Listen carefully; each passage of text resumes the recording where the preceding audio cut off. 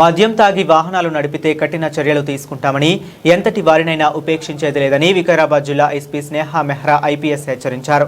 జిల్లా SP Sneha Mehra IPS ఆదేశాల మేరకు జిల్లా వ్యాప్తంగా రోడ్డు ప్రమాదాల నివారణ ధ్యేయంగా పోలీసులు విస్తృత తనిఖీలు చేపట్టారు. ఇందులో భాగంగా ఇటీవల నిన్న గురువారం జరిగిన డ్రంక్ అండ్ డ్రైవ్ తనిఖీల్లో పట్టుబడిన పలువురు వాహనదారులకు జిల్లాలోని వివిధ పోలీస్ స్టేషన్లలో అధికారులు కౌన్సిలింగ్ నిర్వహించారు.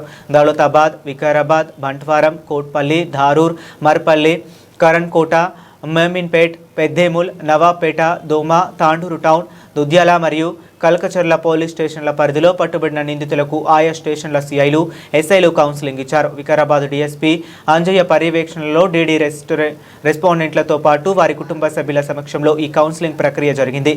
అలాగే పోలీస్ స్టేషన్ పరిధిలో మద్యం తాగి వాహనాలు నడపడమే కాకుండా నెంబర్ ప్లేట్లు లేని, సరైన పత్రాలు లేని వాహనదారులను పిలిపించి ప్రత్యేకంగా కౌన్సిలింగ్ నిర్వహించారు. ఈ సందర్భంగా జిల్లా ఎస్పీ మాట్లాడుతూ మద్యం మత్తులో వాహనాలు నడిపి అమాయకుల ప్రాణాలతో చెలగాటమాడడం చట్టరీత్యా నేరమని హెచ్చరించారు. ప్రతి ఒక్కరూ ట్రాఫిక్ నిబంధనలు పాటించాలని, వాహనాలకు సంబంధించిన ధృవీకరణ పత్రాలను తప్పనిసరిగా కలిగి ఉండాలని స్పష్టం చేశారు.